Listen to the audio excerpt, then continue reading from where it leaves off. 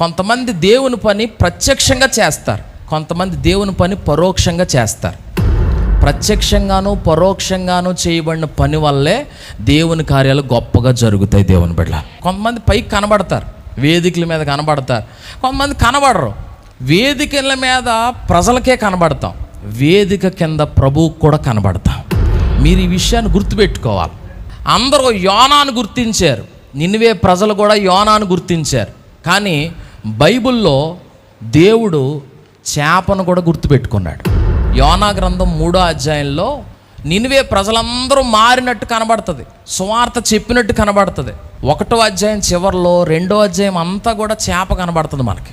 దేవుడు దాన్ని మరుగు చేయలేదు. ఇది దృష్టిలో పెట్టుకోండి. ఒకవేళ ప్రజల దృష్టిని మీరు ఆకర్షించకపోయినా, మీరు ప్రత్యక్షంగా ఒకవేళ అందరి ముందు కనిపించకపోయినా మీరు ప్రభువుకు మాత్రం కనబడుతున్నారు.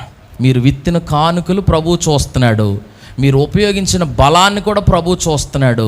మీరు ఏం చేస్తున్నారో అంతా కూడా ఎవరు చూస్తున్నారు? దేవుడు చూస్తున్నాడు. సో ఒక ఆత్మ రక్షించబడ్డానికి యోనా గారు వెళ్ళి ప్రయాసతో ప్రకటించాడు. అయితే చేప కూడా దాని వంతు అది కూడా తన పని తాను చేసింది.